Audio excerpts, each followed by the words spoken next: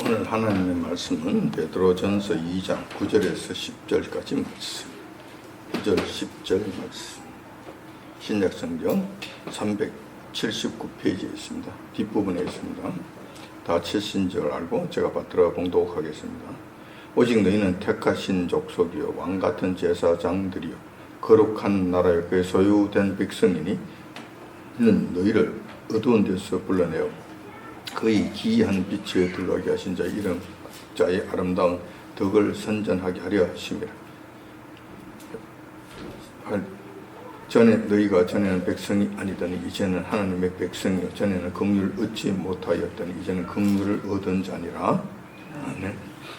오늘 본 말씀 중심으로 해서 너희는 택하신 족속이요 라는 제목으로 말씀을 나누고자 합니다.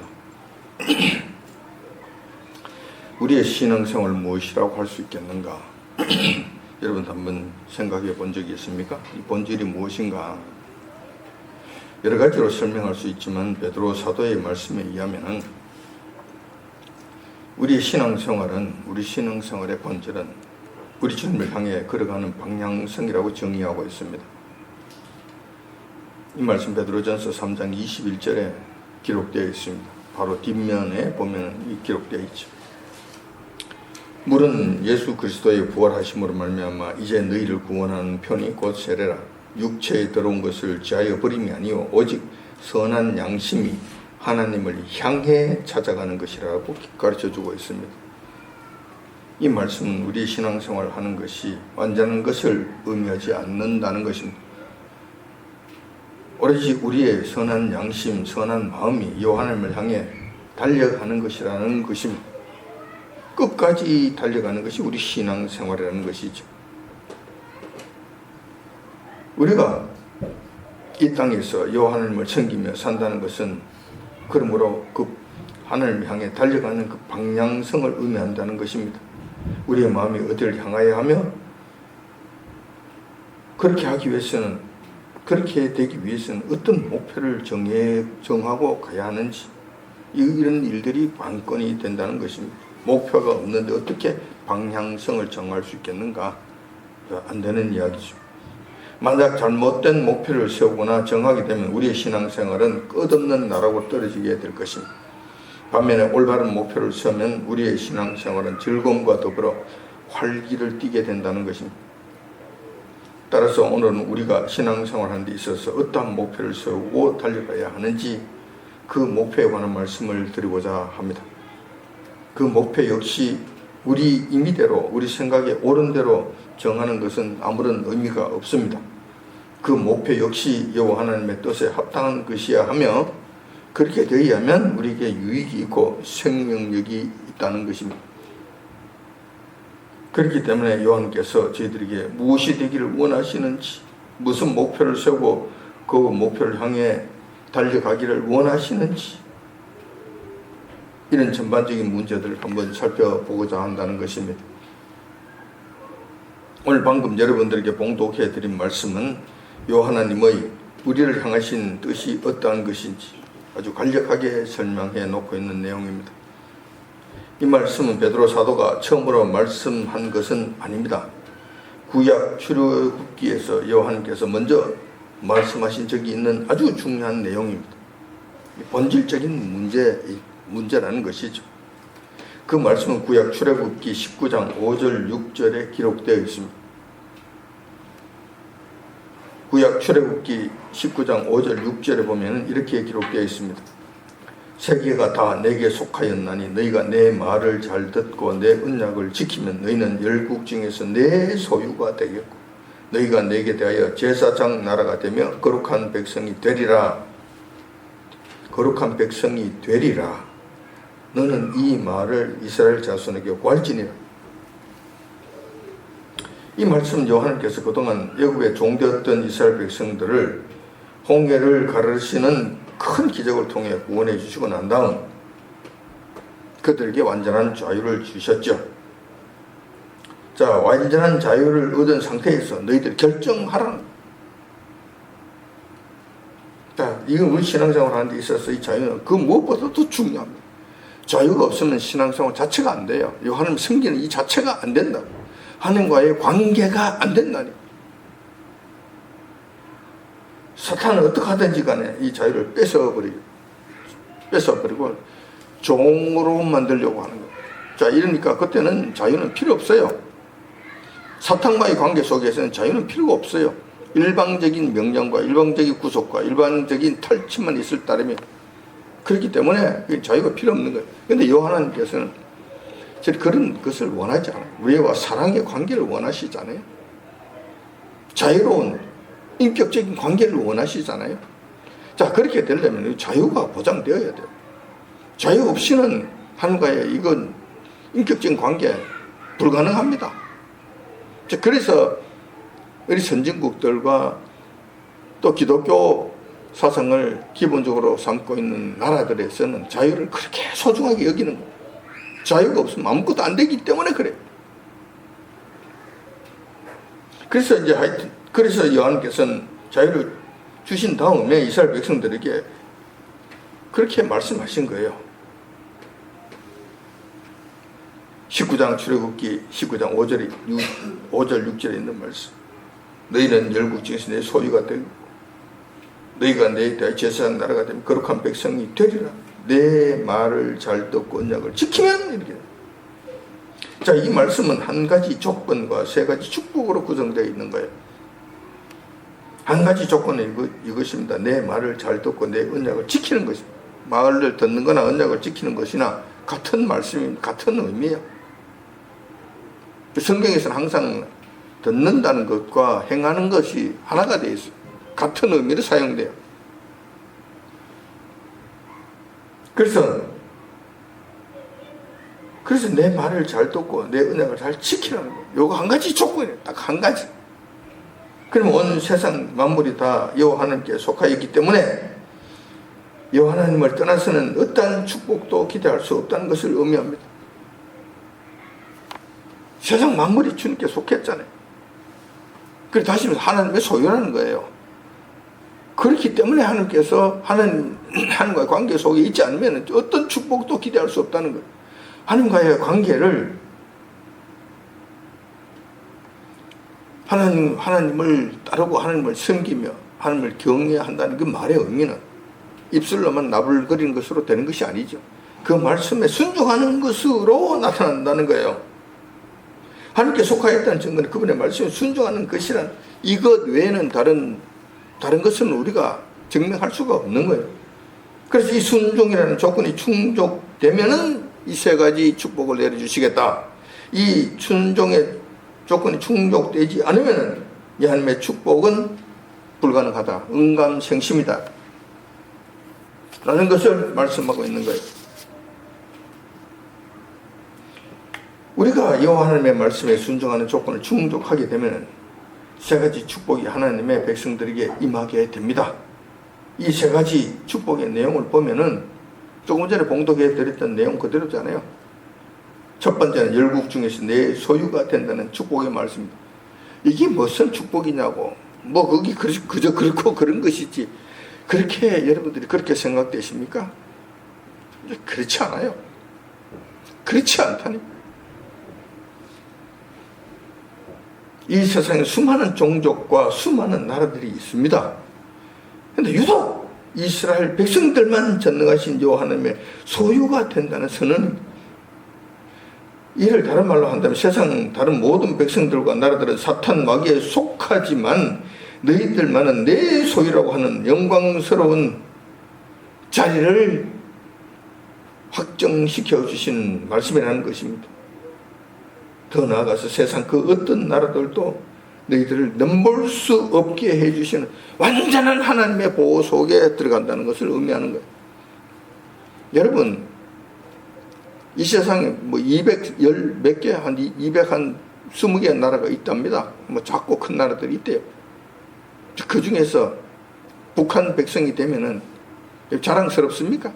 뭐 어떤 의미가 있습니까? 북한 여권을 들고 다니면 그게 영광스럽겠습니까? 아니잖아요.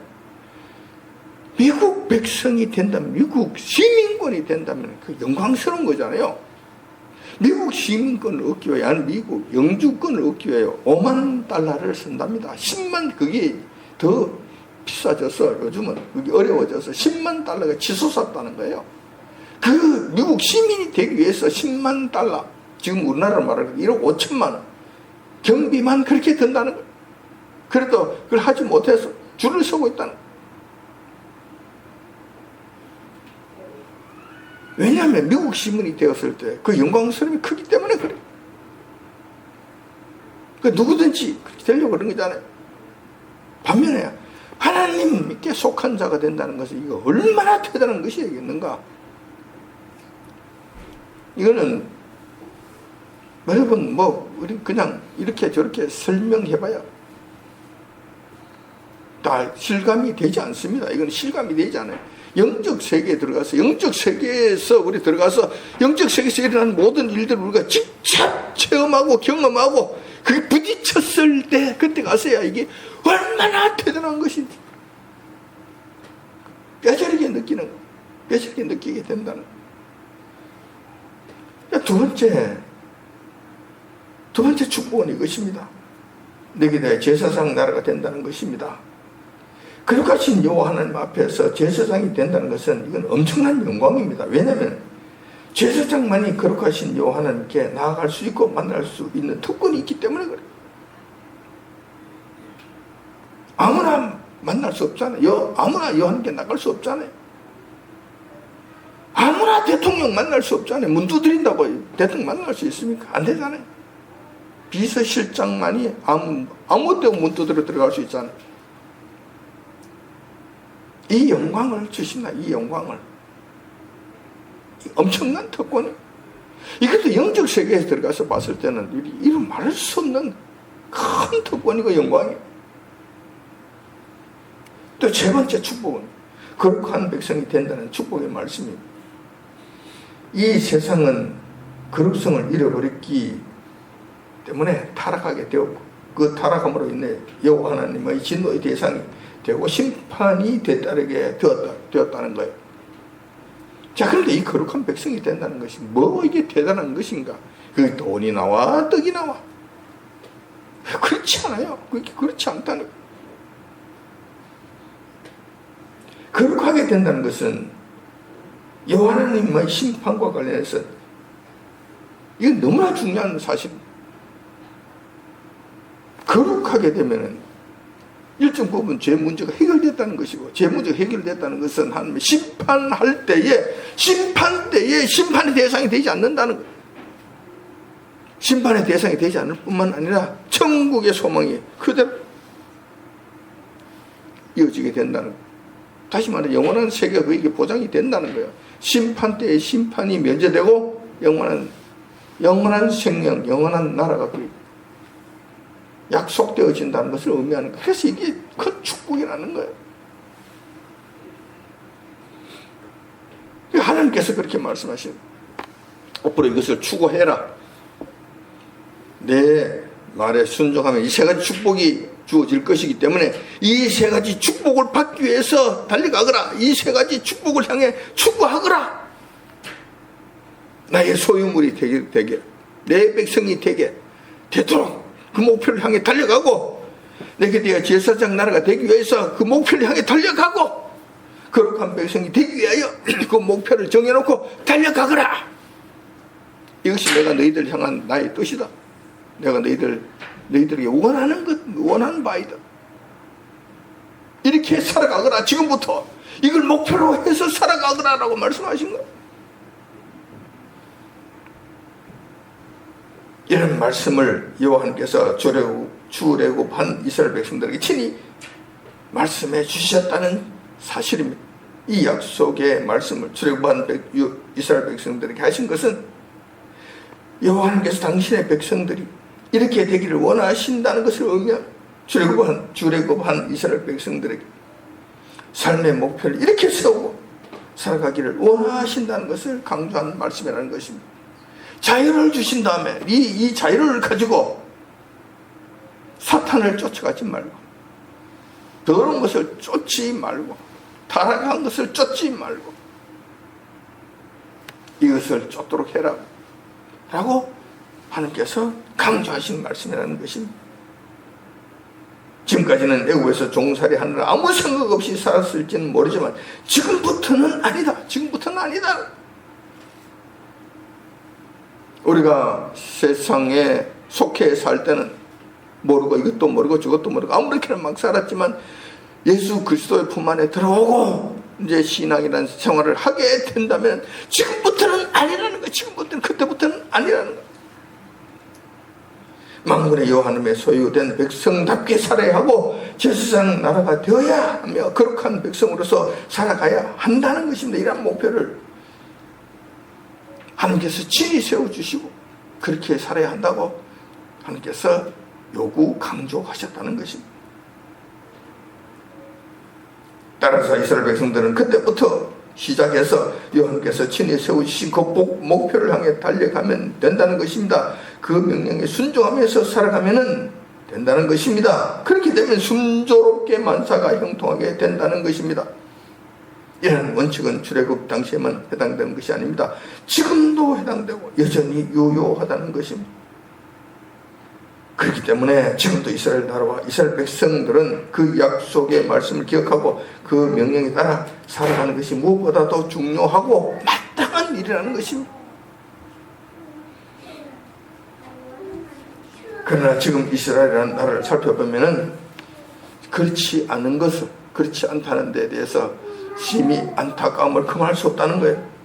첫 번째 약속인 여호와 하나님의 소유된 백성이라는 이 약속은 어느 정도 이루어진 것 같은데, 어느 정도 되는 것 같은데, 두 번째, 세 번째 약속인 제사장 나라가 된다는 것과 거룩한 백성이라는 측면에서는 이루어지지 않은 것 같다는 거예요. 지금으로부터 3,500년 전에 하신 말씀, 3,500년 동안 참아주 기다려주시고 돌봐주셨는데도 불구하고 아직도 3,500년 동안 아직도 이 말씀이 이루어지지 않고 있다는 거예요. 이스라엘 백성들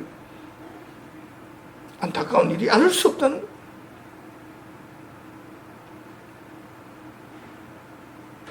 이스라엘 백성은 출애굽 당시 여호와께서 친히 제시해 주신 삶의 목표를 아직까지도 다 성취 못하고 있다는 측면에서 안타깝다, 너무나 안타깝다 말을 생각할 안타깝다고 여기지 않을 수 없다는. 자, 안타까운 것만으로 끝나면 될까? 그렇지 않잖아요. 우리는 반면교사로 삼아야 된다는 것입니다. 지금까지 살펴본 바에 의하면 이스라엘 백성들은 그것을 성공하지 못한 것 같아요. 성공하지 못한 것 같아. 하지만 출애굽한 이스라엘 백성들에게 선포한 이 말씀은 예수님의 십자가 사건으로 말미암아 그동안 이방인이었고 여호와 하나님의 은혜로부터는 외인이었던 우리 믿는 성도들에게 고스란히 넘어오게 됩니다. 그 말씀, 그 축복의 어마어마한 말씀 우리에게 그대로 넘어오게 됐다는 거예요. 그래서 예수님의 수제자였던 베드로 사도가 유대인이 아닌 일반 백성들, 우리 이방인들, 세상 사람이었던 우리들을 그중에서 요한은 우리 주님을 섬기는 예수님의 십자가 밑에 엎드리는 성도들에게까지 여호와 하나님의 축복의 말씀을 적용하면서 그대로 선포해 주셨다는 것입니다. 이제 우리에게 지금도 넘어온 거예요. 그게 그대로 넘어온 거예요. 그래서 베드로 사도가 그 말씀을 그대로 인용해서 우리에게 선포해 주셨다는 것입니다. 오늘 봉독해 드린 말씀이 바로 그 말씀이라는 거예요. 원칙적으로 베드로 사도가 전한 말씀은 출애굽기에서 여호와님께서 모세를 통해 이스라엘 백성들에게 친히 말씀하신 내용과 다르지 않습니다. 하지만 예수님의 십자가 사건이라는 엄청난 사건을 통해 이 말씀이 좀 더 보완이 됐기 때문에, 그러니까 예수님의 십자가 사건은 참 어마어마한 사건입니다. 이루 말할 수 없는 복된 사건이에요. 하나님께서 출애굽 때 말씀하신 이 말씀까지도 예수님의 십자가 사건으로 말미암아 이것이 더 풍성해지는 거예요. 더 풍성해지게 됐다는 거예요. 당시에는 여러분, 예수님 십자가 사건, 우리는 이것을 떠나서는 아무것도 할 수 없다는 것을 여러분 뼈저리게 느끼시기 바랍니다. 깊이 가슴 속에 새기시기 바랍니다. 성경 십자가, 믿음 십자가, 신앙 십자가, 은혜 십자가, 사랑 십자가, 구원 십자가, 축복 십자가, 영원한 세계 십자가, 뭐든지 십자가. 십자가 없이는 아무것도 되지 않는다는 것. 여러분들 깊이 새기시기 바랍니다. 그 예수님의 십자가 사건을 통해서 세세한 부분에 있어서는 좀 더 발전, 이 말씀이 더 발전되고 풍성해지고 명확해지게 됐다는 것입니다. 그래서 지금부터는 베드로 사도의 선언을 중심으로 해서 좀 더 이 말씀을 세밀하게 한번 살펴보고자 한다는 것입니다. 이스라엘 택하신 백성이라는 이스라엘 백성들에게 주어졌던 그 말씀은 출애굽기의 말씀이었는데 그것만 해도 대단한 것인 베드로 사도를 통해서, 예수님의 십자가를 통해서 베드로 사도가 우리에게 적용시켜 주신, 우리 모든 믿는 성도들에게 적용시키신 이 말씀은 그것보다 더 풍성하다는,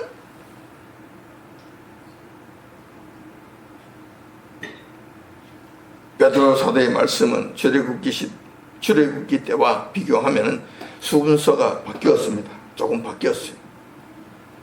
그리고 출애굽기에서는 이렇게 되어야 한다고 앞으로 행할 목표에 강조점을 두었다면, 베드로 사도의 이 말씀은 목표가 아니고 그 목표가 완성된 것으로 선포하고 있다는 점에서 이거는 엄청난 차이를 보이고 있다는 거예요. 엄청난 축복이 된다는 거예요. 또 풍성해졌다는 거예요.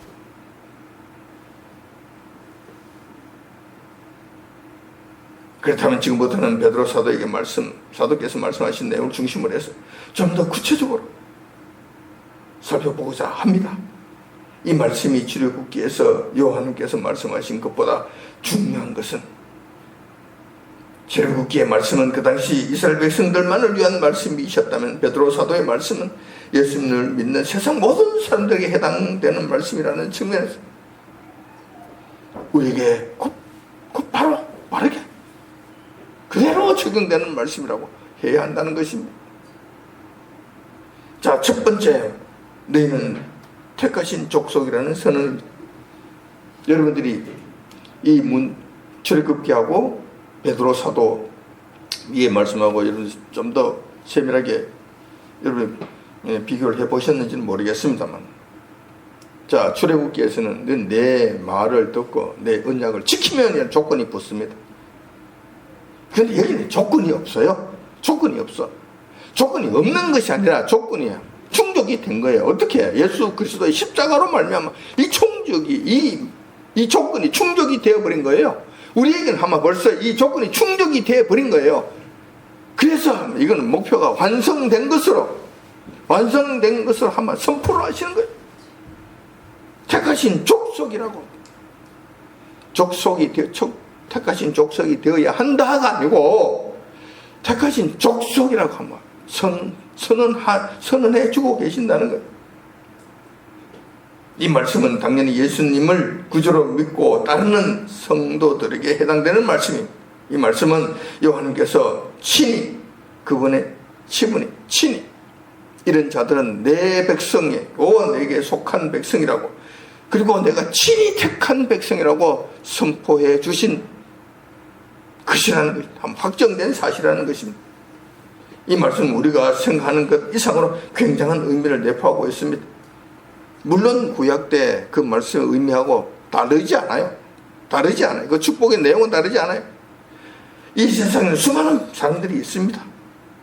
그러나 그 중에서도 왜 하필이면 나 같은 부족한 자를 하나님께서 친히 택하셨을까? 라는 생각해 보게 한다는 겁니다. 참 기가 막힌 일이 아닐 수 없어요. 사도 바울은 이러한 사실을 누구보다 더 뼈저리게 느꼈던 자였습니다. 그래서 사도 바울은 자신을 이렇게 소개합니다. 만삭되지 못해 태어난 자 같은 나에게까지 예수님께서 만나주셨다고 감격해 했던 것입니다. 전능하신 여호와께서 친히 우리 믿는 성도들을 택하셨다면 그 자체만으로도 이루 말할 수 없는 큰 영광입니다.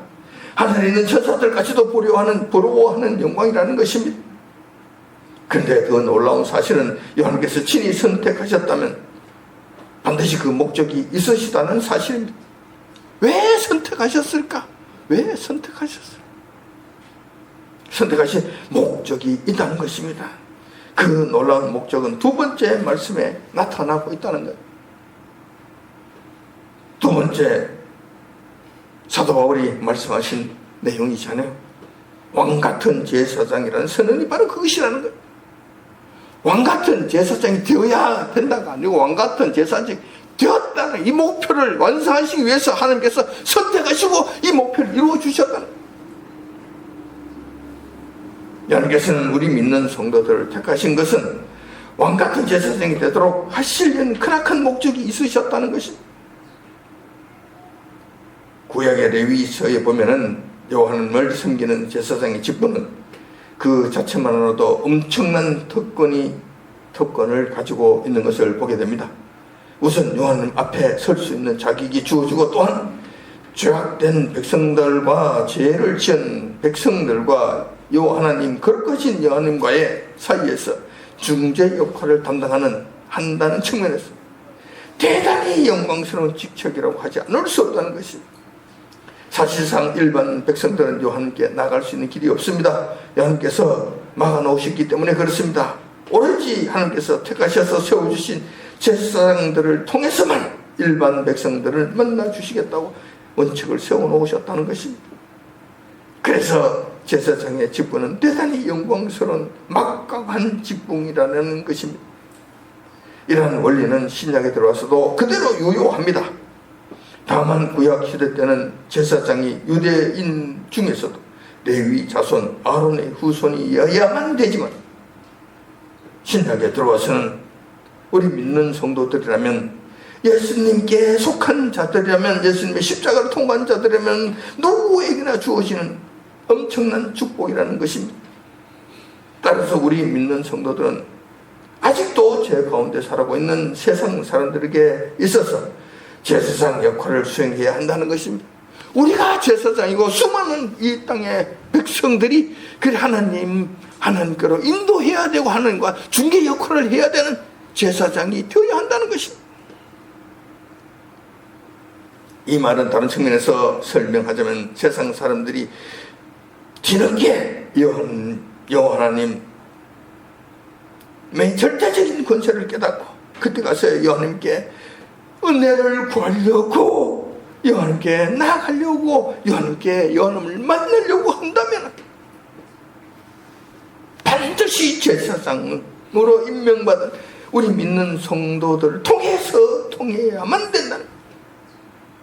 그래서 이 세상 사람들, 우리 믿는 성도들에게 와서 통사장을 해야 된다는 거예요. 그렇게 하지 않고는 여호와님 앞에 나갈 수 없다는 거예요. 그때가 되면은 제사장이 아니라, 제사장뿐만 아니라 그들에게 있어서 왕이 된다는 거예요. 왕 같은 제사장의 의미가 바로 이것을 의미하는 거예요. 왕이 된다는, 그들에게 왕이 된다는 거예요.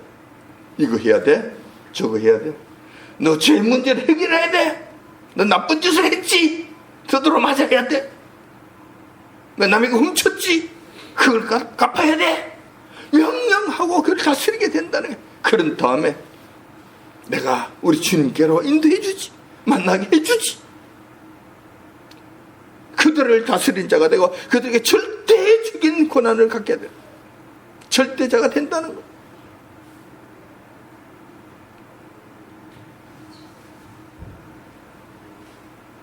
그래서 베드로 사도는 왕같은 제사장이라고 말씀하게 되었다는 것입니다. 그러나 지금 우리의 현실을 보면 전혀 그렇지 않습니다. 세상 사람들이 전능하신 여호와 하나님을 찾지도 않을 뿐만 아니라 오히려 믿는 성도들을 없이 여기고 억압하는 모습을 보이고 있다는 것입니다. 그렇다면 이 말씀은 잘못된 것인가? 헛된 말씀인가? 성경 말씀에 오류가 생긴 것인가? 절대 그렇지 않습니다. 절대 그렇지 않습니다. 지금 당장 우리에게 나타나지 않았다면 반드시 조만간 그 말씀은 이루어지게 될 것이고 현실이 될 것이라는 사실을 여러분들이 믿어 의심치 마시기 바랍니다. 이 사실을 뒷받침해 주는 말씀이 있습니다. 계시록 20장 6절에 보면 첫째 부활에 참여하는 자는 복이 있고 거룩하도다. 둘째 사망이 그들을 다스리는 권세가 없고 도리어 그들이 하나님과 그리스도의 제사장이 되어 천년 동안 그리스도와 더불어 왕노릇하리라. 왕 같은 제사장. 여기 나오는 거예요. 여기. 이러한 왕 같은 절대적 권세 있는 현상은 지금 당장이 아닙니다. 천년왕국 시대 때 나타나게 되면 그때는 왕 같은 제사장의 권세를 적어도 천년 동안 누리게 된다는 것입니다. 근데 베드로 사도는 왕 같은 제사장이라고 완전 같은 제사장이 되었다고 지금 말씀하고 있는 거예요. 자, 그럼 이게 뭔가? 이게 뭔가? 현실은 아닌데 지금 뭔가? 여러분 오해하지 마십시오. 왕같은 제사장의 직분과 그 능력과 그 목표와 하나님의 그 선언은 여러분들 각자 안에 전부 다 들어가 있어요. 그것이 전부 다 여러분들의 그 왕같은 제사장이 여러분들 안에 다 심겨져 있다는 거예요. 심겨져 있어. 확정되어 있다니까. 아닌 게 아니라 되어 있다니까. 하나님께서 한번 선포해 주셨기 때문에 확정되어 있다. 단지 그것을 지금 왕같은 제사장 쫙 나타나지 못했을 때는 조금만 있어. 그 자리에 앉아서 그 직분을 지금 수행하게 된다는 거. 지금 그걸 향해, 여러분들은 그 직분을 향해 달려가는 것이 아니고 직분이 한마디 그 안에 다 한마디 심겨져 있다는 거. 싹을 전부 다 갖고 있다는 거예요. 싹을 갖고 있다는 거예요. 싹을 틔우기만 하면 그것이 그대로 나타나게 된다는 거예요. 그런 측면에서 베드로 사도는 아마 왕같은 제사장이라고 미리 선포해 놓으셨다는 것입니다. 이러한 사실은 구약 스가랴에서도 잘 나타나 있습니다. 스가랴에서 8장 22절 23절에 보면은 이렇게 기록되어 있습니다. 많은 백성과 강대한 나라들이 예루살렘으로 와서 만군의 여호와를 찾고 여호와께 은혜를 구하리라. 만군의 여호와가 말하노라. 그날은 방언이 다른 열국 백성 10명이 유다 사람 하나의 옷자락을 잡을 것이라. 곧 잡고 말하기를 하나님께서 너희와 함께 하심을 들었나니 우리가 너희와 함께 하리라 하시리라. 그때가 되면 유다 족속은 물론이고 왕같은 제사장들의 권세가 얼마나 대단한지 알게 될 것입니다. 그 상황을 지금 미리 설명해 놓으신 이 말씀이라는, 그 당시엔 유대인들이 그렇게 되겠지만 스가랴서에서는 유대인들이 그런 것을 다 누리게 되겠지만 우리 역시 베드로 사도의 말씀에 의해서 이거보다도 더 하면 되지, 더 적지 않는 왕같은 권세를 왕같은 제사장의 권세를 누리게 된다는 것입니다. 누리게 된다는 것. 여호와께서 우리를 택하신 것은 이렇게 왕같은 제사장을 삼으시려는 어마어마한 목적을 이루시기 위하심이라는 사실, 여러분 잘 이해하시기 바랍니다. 세 번째는 거룩한 나라요 소유된 백성이라는 선포입니다. 이 부분도 역시 여호와 하나님께서 우리를 믿는 성도들을 택하신 두 번째 목적이라는 것입니다.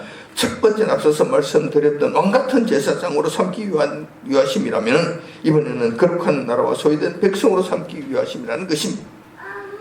사실 거룩성이라고 하는 것은 성도들이 갖춰야 될 필수 덕목 중 하나입니다. 왜냐하면 성경은 거룩함이 없이는 여호와 하나님을 만날 수 없다고 선언하셨기 때문에 그렇습니다. 이 선언은 우리의 구원의 문제와도 직결되는 것을 의미합니다. 그래서 중요하다는 것입니다. 거룩성을 갖지 않고는 하나님을 만날 수 없다, 볼 수가 없다, 천국을 갈 수 없다는 것. 근데 거룩한 백성이라고 하나님께서 선언해 주신다는 것이 이거 얼마나 대단한 것인가. 그렇게 선언하셨다는 것은 내가 너희들 만나 주시겠다고 말씀하시는 약속이나 마찬가지라는 거예요. 내가 택하신 것은, 내가 택한 것은 너가 이 거룩한 백성이 되도록 하기 위한 이 목적이 있고, 이 목적은 결국 나를 만나게 해주시, 나를 만날 수 있는 이 어마어마한 이 영광, 내가 너에게 부여해 주기 위한 목적을 위해서 내가 택하셨다고 말씀하신다는 것.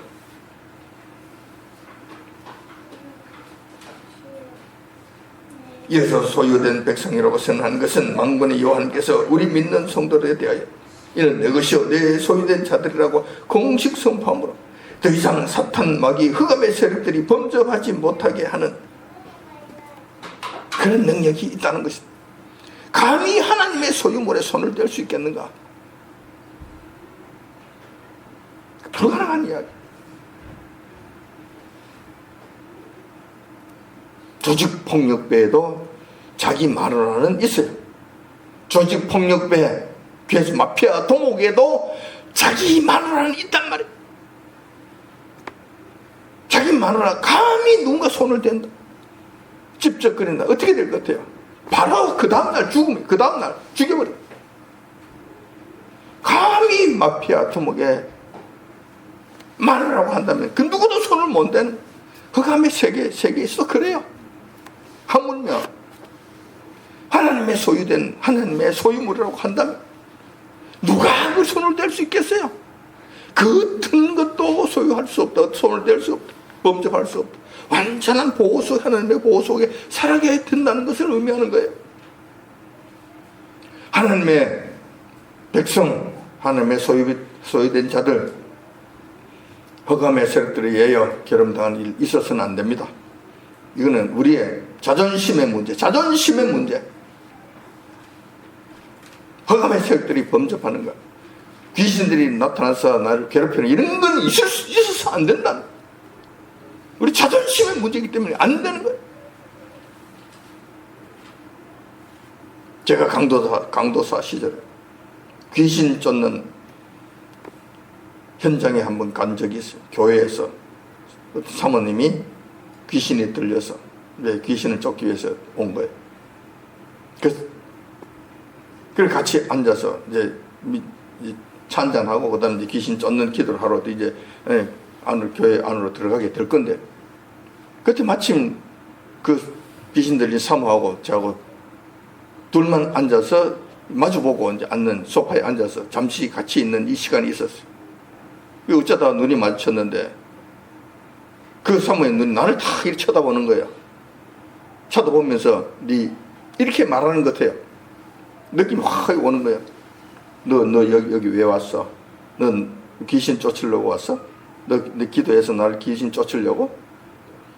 너 죄 많지? 너 지금 죄 많이 짓고 있잖아. 너 잘못 많이 있잖아. 너 나쁜 짓 한 거 네 있잖아. 이거 막 이렇게 막 쏘아보는 거예요. 그때 제 마음이 그런 거예요. 그때는 그래. 속으로 서로 영적인 전쟁이 그때 확 그냥 부딪히는 거예요. 그때 제 기분이 막 너무 상하는 거예요. 이게 어디다 대고 지금 이게 이렇게 내 참선을 하고 덤벼드는가 싶은 자존심이 팍 상하는 거예요. 그래, 나는 죄인 맞다. 내가 완전하다고 생각하지 않는데 죄 지은 거 맞다. 그렇지만 나는 하나님의 자녀야. 내가 어디 대놓고 너가 나한테 지금 참소를 하는 거야. 손가락질 하는 거야. 이 귀신의 새끼들아, 나는 하나님의 사람이야. 나는 우리 주님께 속한 자란 말이야. 이 귀신아 떠나가라. 내가 너에게만큼 큰 소리를 칠 수 있다. 나는 주님의 자녀이기 때문에 그렇다. 나를 어떻게 보고 너가 이따오 짓을 하냐. 이 귀신아 떠나가라. 나 예수 그리스도의 이름을 명하네. 떠나가라. 영이 잠시 한 1분 2분 정도 이 기간 강력한 이 전쟁이 그동안 일어나. 그때 기분이 얼마나 제가 기분이 상한지. 그러니까 조금 있으니까 그 사모에 눈이 눈이 힘이 있던 거 눈이 팍 풀어지면서 탁 꺾이더라고. 그때 내가 알았어요. 이 귀신 이거는 죽었구나. 그때 뭐 귀신이 쫓겨 나오고 안 나오고 하는 건 이런 거는 뭐 별 생각이, 그런 뭐 두 번째 생각이고, 그 뭐 쫓겨 나가는 건 뭐 그렇게 중요한 것이 아니고. 그때 기분이 너무 상하더라고. 어디 감히 내가 그래도 하나님의 종인데, 하나님의 일을 하려고 내가 준비하고 있는 자인데, 감히 이거 덤벼들어서 나를 갖다가 참수하는 거지. 덤벼드는 것 자체가 나는 용납이 안 되더라. 그 이후 나가서 다시 이제 그 사실을 모르는 그 담임 목사님하고 가서 그 강대상 앞에 가서 이제 기도하는데, 뭐 기도를 기도를 별로 하지도 않았어요. 그냥 그래 나가라, 이 귀신아 나가라, 뭐 어줍지 않게만 한 것 같아. 몇 마디 하지도 않은 건데 탁 나갔습니다. 나갔다가 그 사모가 나갔다가 나는 보지는 못했어요. 그냥 나갔다. 이상하네. 오늘 뭐 이렇게 빨리 나가지. 그때 힘들었는데. 저는 그랬죠. 당연하지, 이건. 당연하지. 주님 감사합니다. 내 소유됐다는 이거는, 내 소유라고 하는 이 선포는, 이 흑암의 세력들이 범접하면 안 되는 거예요. 이 자존심 문제, 자존심의 문제. 여러분, 그렇게 하십시오. 내가 주님 앞에 죄를 지은 건 맞아. 허물이 있는 건 맞아. 완전하지 않다는 거. 내 인정해. 그렇지만 내가 주님 안에 있는 사람이고, 주님의 십자가를 붙잡고 있는 자이고, 하나님께서 나에게 선포한 내가 하나님의 소유된 하나님의 자녀라는 이 자부심. 그래도 주님께서는 나를 내 자녀라고 부르신다. 내 종이라고 물으신다. 그러니 너 같은 놈들한테는 내가 절대로 거기에 숨길 수 없다. 선언하시기 바랍니다. 이 자부심을 가지시기 바랍니다. 이것으로 살아가시기 바랍니다. 오늘 우리는 신앙생활을 함에 있어서 무엇을 목표로 삼아야 하는가? 그 생활의 방향성에 대해서 한번 살펴보았습니다. 오늘 본문의 말씀은 요한께서 출애굽한 이스라엘 백성들에게 친히 강조하신 말씀으로서 신약에 들어와서도 베드로 사도가 재차 강조함으로 이 말씀 영원토록 변치 않고 지켜야 할 절대적인 신앙의 목표라는 사실을 확인하게 되었습니다. 완성되었으니까 선포된 것이고 확정된 것이고 이루어졌다고 말씀하시니까 이제 우리는 여기서 자유운에 이건 아니야. 그 목표를 향해서 영원한 목표이기 때문에, 변천한 목표이기 때문에 이 목표가 우리에게 씨앗으로 주어졌다 하더라도 그것을 향해 계속 하셔야 된다. 이 목표를 향해서 여러분들이 달려가야 된다. 더 갈고 닦아야 된다. 더 깊이 그것으로 나아가야 된다는 거예요. 다만 구역에서는 요한께서 이스라엘 백성들에게 목표를 주시고 그 목표를 이루라고 강건하셨지만, 베드로 사도의 말씀은 같은 내용이지만 우리 믿는 성도들이 그 목표를 벌써 성취한 것으로 나타나고 있다는 큰 은혜, 십자가 사건의 큰 은혜라는 사실을 여러분 기억하시기 바랍니다. 이런 베드로 사도에서는 우리 믿는 성도들이 그 말씀을 다 완성했기 때문에 과거형으로 선포하시는 것이 아니라 그 말씀은 성도들의 신앙생활에 있어서 절대 놓쳐서는 안 되는 사안입니다. 그 어떤 타협도 있을 수 없는 필수 불가결한 요소라는 측면에서 그렇게 표현하셨다는 것을 여러분이 기억하시기 바랍니다. 그래서 그 목표가 완성되었다고 여러분들이 안주할 것이 아니라 아직도 그 목표는 내 안에 씨앗으로 주어진 것이기 때문에 그것이 현실로 나타날 때까지는 부단히 그 목표를 향해 달려가야 된다. 그 방향성만큼은 잃어버리면 안 된다. 택한 족속이요, 왕같은 제사장이요, 거룩한 백성, 소유된 백성이라는 자부심 가지고 여러분 살아야 된다는 거예요. 그리고 그 자부심을 지키기 위해서 여러분 그 목표를 향해 끊임없이 살아가야 된다는 거예요. 여러분 다른 길 갈 거 있습니까? 어찌 어느 길로 가려고 하세요?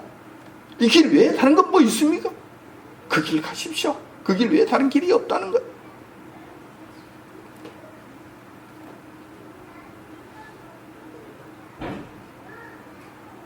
다시 말해서 베드로 사도에서는 너무나 중요해서 그 항목들을 지켜내지 못하고 성도들 각자가 자기 것으로 만들지 못하거나 완성하지 못한다면 더 이상 성도라고 할 수 없다는 차원에서 이 엄숙하게 과거형으로 선포했다는 것입니다.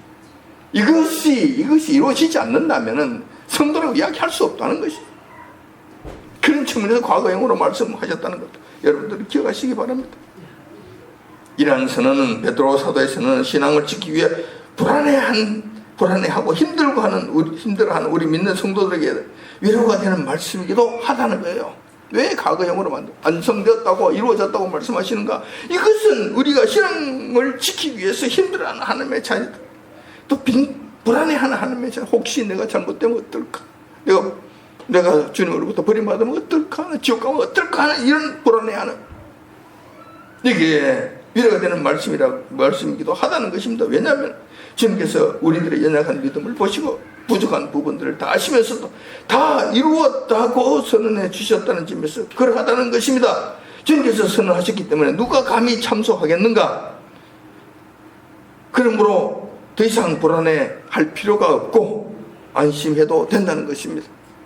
내게 속한 자야, 내가 택하신 자야, 왕같은 제사장이야, 거룩한 백성이야, 나에게 속한 자야 라고 말씀하셨다고 한다면 여기 누가 시비를 거느냐 말이에요. 누가 시비를 거느냐.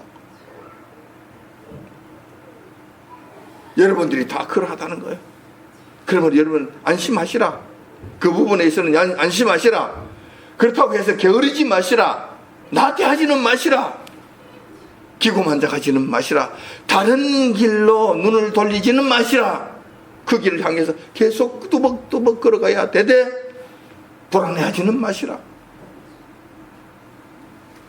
걱정하지는 마시라는 것입니다. 험악한 세상을 맞이해서 어느 하나 마음 둘 곳 없는 하나님의 택하신 백성들에게 주님께서는 모른 척하지 아니하시고 이렇게 큰 위로의 말씀을 주셨습니다. 그러므로 온 마음을 다해 예수님께 십자가의 예수님께 온전한 심령으로 감사의 찬송을 올려드립시다. 아울러서 이 말씀 변하지 않는 영원한 하나님의 목표라는 점을 기억하여서 날마다 우리의 신앙생활의 목표로 삼아 전진해 나가는 저와 여러분들이 다 되시고 여하튼 주님의 이름으로 축을 드립니다. 기도하겠습니다.